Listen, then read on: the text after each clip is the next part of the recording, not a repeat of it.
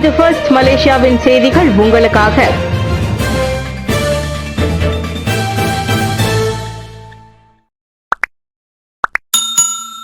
ரியாத்தில் அமெரிக்க தூதரகம் மீது ட்ரோன்களால் ஈரான் தாக்குதல், உயிர் சேதம் ஏதும் இல்லை. ரியாத்தில் உள்ள அமெரிக்க தூதரகம் 2 ட்ரோன்களால் தாக்கப்பட்டதில் குறைந்த அளவிலான தீ விபத்தில் சில பொருட்கள் சேதம் ஏற்பட்டதாக இன்று எக்ஸ் பதிவில் சவுதி அரேபியா தெரிவித்துள்ளது. தொடக்க கட்ட மதிப்பீட்டை மேற்கோள் காட்டி சவுதி அரேபியாவின் தற்காப்பு அமைச்சு இந்த தகவலை வெளியிட்டது. சனிக்கிழமை ஈரான் மீது அமெரிக்கா மற்றும் இஸ்ரேல் தாக்குதல்களை தொடர்ந்து அமெரிக்க தளங்களை கொண்ட வளைகுடா நாடுகளில் ஈரானிய ஏவுகணை மற்றும் ட்ரோன் தாக்குதல்கள் நடந்து வரும் நிலையில் இந்த ட்ரோன் தாக்குதல் நடந்துள்ளதாக அறிவிக்கப்பட்டுள்ளது. இன்று அதிகாலை ரியாத்தில் உள்ள அமெரிக்க தூதரகத்தில் பலத்த குண்டுவெடிப்பு சத்தம் கேட்டதாகவும் தீப்பிழம்புகள் காணப்பட்டதாகவும் இந்த விவகாரத்தை நன்கு அறிந்த 3 பேர் தெரிவித்தனர். வெளிநாட்டு தூதரகங்களை கொண்ட ரியாதின் தூதரக குடியிருப்பு பகுதியில் கரும்புகை எழுந்ததாக தெரிகிறது. பினாங்கில் உணவகத்தில் ஆடவருக்கு வெட்டுக்குத்து, சந்தேக நபர் வீட்டில் சடலம் மீட்பு. பினாங்கில் உணவகம் ஒன்றில் ஒருவரை கத்தியால் தாக்கியதாக சந்தேகிக்கப்பட்ட முதியவர் பின்னர் அவரது வீட்டில் இறந்து கிடந்தார்.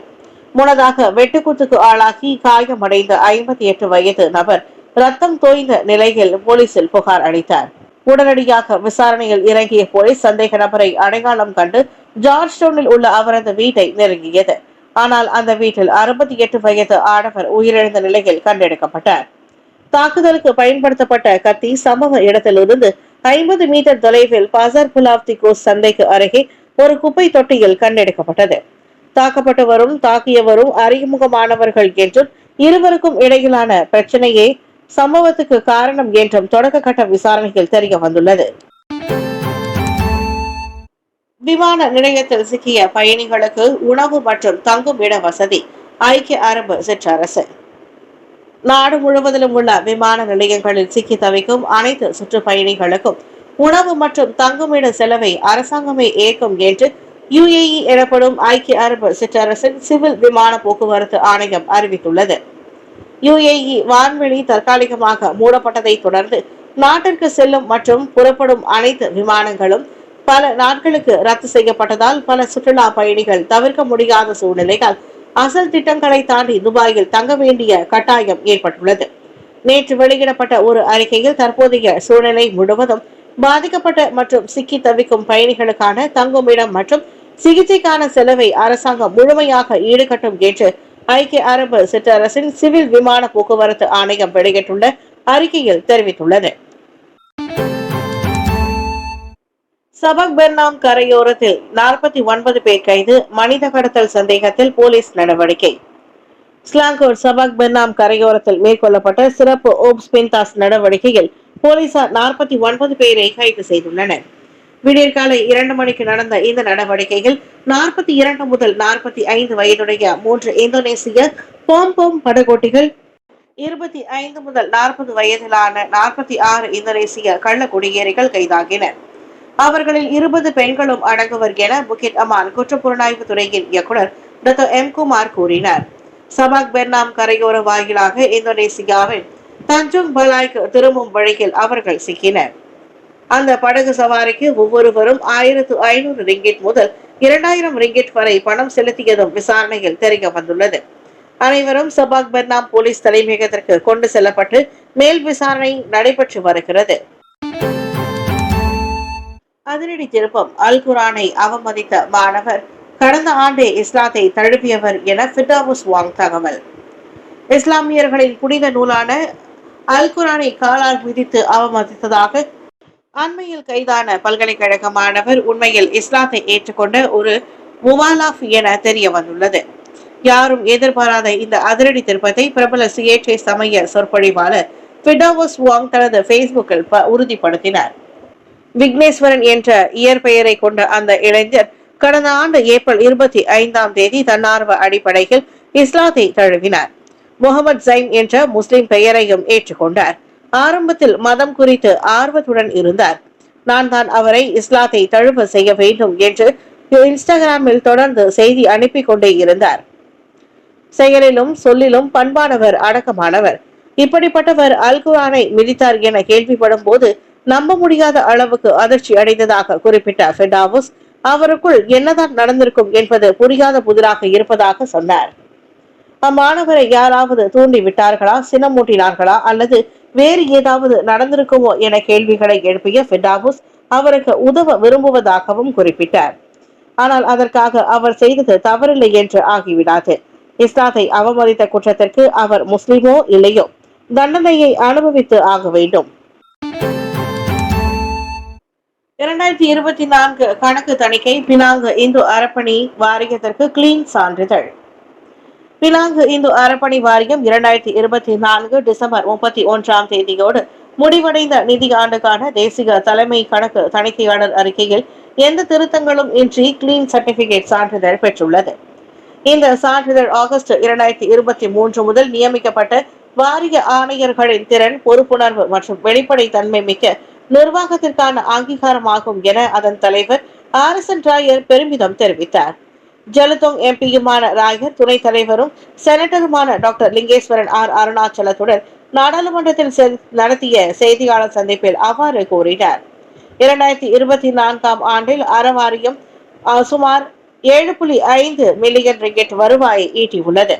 ஆனால் செலவினம் 8.7 மில்லியன் ரிங்கெட்டாக இருந்ததால் 1.18 மில்லியன் ரிங்கெட் பற்றாக்குறை பதிவாகியுள்ளது. என்றாலும் 2024 டிசம்பர் 31 நிலவரப்படி வாரியத்தின் மொத்த சொத்துகள் 80.2 மில்லியன் ரிங்கெட்டாகவும் நிகர சொத்துகள் 78.9 மில்லியன் ரிங்கெட்டாகவும் உள்ளதாக ராயர் கூறினார். நாடாளுமன்றத்தில் பிரதமர் கேள்வி நேரம். ராமகிருஷ்ணா இல்ல மாணவர்கள் நேரடி அனுபவம். பினாங்கு ராமகிருஷ்ணா இல்லம் மாணவர்கள் 30 பேர் என்ற நாடாளுமன்றத்தை பார்வையிட்டனர்.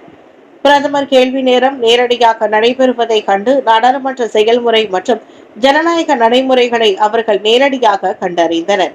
இந்த பயணம் மாணவர்களுக்கு தேசிய பிரச்சினைகள் எவ்வாறு விவாதிக்கப்படுகின்றன, தீர்வு காணப்படுகின்றன என்பதை அறிய ஒரு அரிய வாய்ப்பாக அமைந்தது.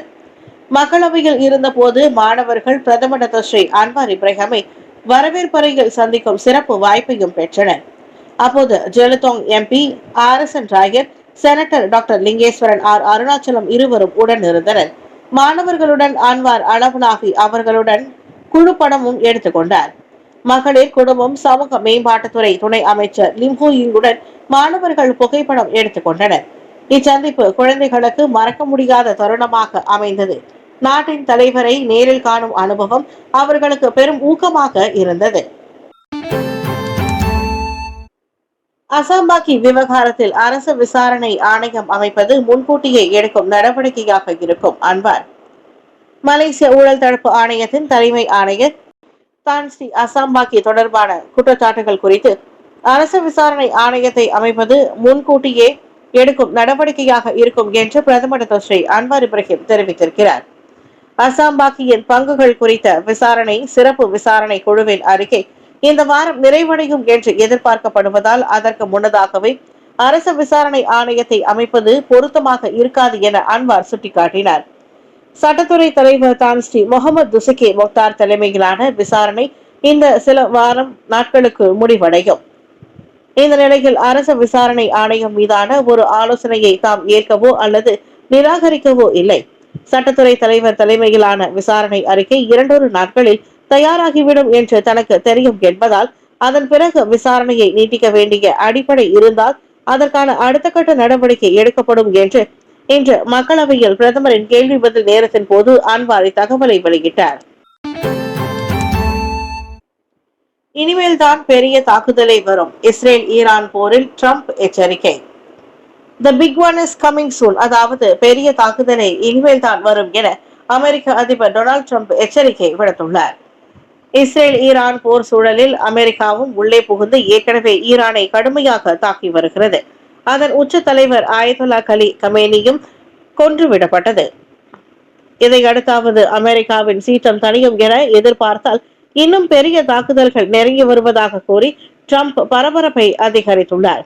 எனவே பொதுமக்கள் வீடுகளில் பாதுகாப்பாக இருக்க வேண்டும் என்றும் இந்த நடவடிக்கை ஈரானின் அணு ஆயுதம் மற்றும் ஏவுகணைகளை திட்டங்களை முறியடிக்கவே எனவும் ட்ரம்ப் கூறிக்கொண்டார். இதற்கு பதிலளிக்கும் வகையில் ஈரான் அசராமல் தனது வலிமையை வெளிப்படுத்தி வருகிறது. அதன் புரட்சிகர காவல் படை வெளியிட்ட வீடியோவில் பெரும் நிலத்தடி சுரங்கத்தில் நூற்றுக்கணக்கான ட்ரோன்கள் மற்றும் ஏவுகணைகள் குவிக்கப்பட்டிருப்பது காட்டப்பட்டது.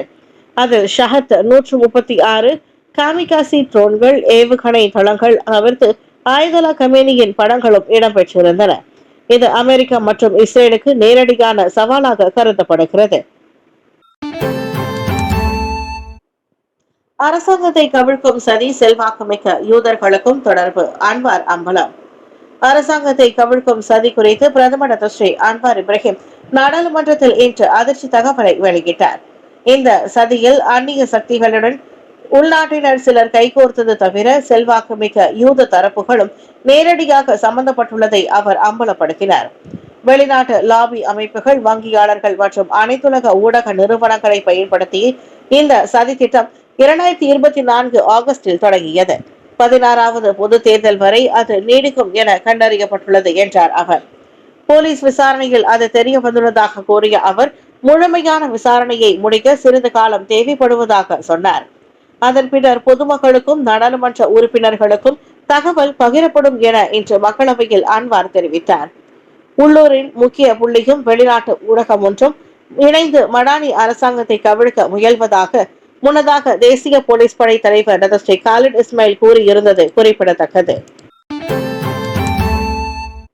புத்ரஜயா MRT வழித்தட சேவையில் இடையூறு, மாற்று ஏற்பாடுகளை செய்யும்படி பயனர்களுக்கு ஆலோசனை. சுங்கைபுலோ மற்றும் தாமன்சாரா டாமாய் நிலையங்களுக்கு இடையிலான புத்ரஜயா MRT வழித்தடத்தில் பாதையில் மின்தடை ஏற்பட்டதை தொடர்ந்து இன்று நாள் முழுவதும் பழுதுபார்ப்பு பணிகள் நடைபெறும் என்று எதிர்பார்க்கப்படுகிறது. டாமன்சாரா டாமாய் நிலையத்திற்கு அருகில் கேபிள் எனப்படும் மின் இணைப்பு கம்பிகள் திருட்டு நடந்ததாக தொடக்க கட்ட விசாரணையில் தெரிய வந்துள்ளதாகவும், இதனால் கடுமையான இடையூறு ஏற்பட்டதாகவும், பெரிய அளவிலான பழுதுபார்க்கும் பணிகள் தேவைப்படுவதாகவும் ராபிட் ரயில் தெரிவித்தது. புத்ரஜயா சென்ட்ரலில் இருந்து மெட்ரோ பிரிமாவில் திரும்பும் ரயில்கள், மெட்ரோ பிரிமா மற்றும் டாமன்சாரா டாமாய் இடையேயான ஷட்டில் ரயில்கள் மற்றும் குவாசா டாமன்சாராவில் இருந்து வரும் ரயில்கள், டாமன்சாரா டாமாயில் திரும்பும் ரயில்கள் உள்ளிட்ட மாற்று ரயில் சேவைகள் பயன்படுத்தப்பட்டுள்ளன. பயணிகள் குறிப்பாக மெட்ரோ பிரைமா மற்றும் டாமன்சாரா டாமாய் இடையே அதிக நேரம் காத்திருப்பார்கள் என்று எதிர்பார்க்கப்படுகிறது. ஐபோன் 17e $599 அமெரிக்க அறிமுகம் செய்த ஆப்பிள். தொழில்நுட்ப ஜாம்பவான் நிறுவனமான ஆப்பிள் இன்க் அதன் புதிய ஐபோன் 17e மாடல் கைபேசியை அறிமுகப்படுத்தியுள்ளது. இந்த புதிய கைபேசியின் ஆரம்ப விலை $599 அமெரிக்க ஆகும். ஐபோன் 17e இவ்வாண்டுக்கான ஆப்பிள் அலைவரிசையில் மலிவு விலையில் வழங்கப்படும் ஒரு முக்கிய மாடலாகும். இது புதிய A19 சில்லுகளை கொண்டு இயங்குகிறது. இதனால் வேகமான செயல்திறனும் சிறந்த மின்சார சேமிப்பும் கிடைக்கும். இந்த கைபேசி 6.1 அங்குல சூப்பர் ரெட்டினா XDR திரை மற்றும் 48 மெகா பிக்சல் கேமராவுடன் வருகிறது. தவிர மேக்சேஃப் சார்ஜிங் வசதியும் இதில் வழங்கப்பட்டுள்ளது. முன்பதிவு இந்த வாரமே தொடங்குகிறது. உலகின் முக்கிய சந்தைகளில் இது விரைவிலேயே விற்பனைக்கு வரும். அல் குரானை அவமதித்த குற்றச்சாட்டை மறுத்தார் பல்கலைக்கழக மாணவர். புனித நூலான அல் குரானை காலால் மிதித்து அவமதிப்பு செய்ததாக மலேசிய பஹாங் அல் சுல்தான் அப்துல்லா பல்கலைக்கழக மாணவர் இன்று குவாந்தான் செஷன்ஸ் நீதிமன்றத்தில் குற்றம் சாட்டப்பட்டார். எனினும் விக்னேஸ்வரன் குற்றச்சாட்டை மறுத்து விசாரணை கோரினார். இஸ்லாத்தை அவமதிக்கும் நோக்கத்துடன் ஒரு புனித பொருளை அவமதித்ததாக குற்றச்சாட்டில் கூறப்பட்டு குற்றவியல் சட்டத்தின் கீழ் வழக்கு பதிவு செய்யப்பட்டது. குற்றம் நிரூபிக்கப்பட்டால் அதிகபட்சம் 2 ஆண்டுகள் சிறை தண்டனையும் அபராதமும் விதிக்கப்படலாம். மேலும் குரானை மிதித்தபடி எடுத்த புகைப்படத்தை பதிவேற்றியதன் மூலம் இணைய வசதிகளை தவறாக பயன்படுத்தியதாகவும் விக்னேஸ்வரன் மீது குற்றம் சாட்டப்பட்டது. இந்த குற்றச்சாட்டு 1998 ஆண்டு தொடர்பு பல்லூடக சட்டத்தின் கீழ் சாட்டப்பட்டது. அதனையும் அவர் மறுத்து விசாரணை கோரினார். இந்த பிரிவின் கீழ் குற்றம் நிரூபிக்கப்பட்டால் அதிகபட்சம் 5 லட்சம் ரிங்கெட் அபராதம், 2 ஆண்டுகள் வரை சிறை தண்டனை அல்லது இரண்டும் விதிக்கப்படலாம்.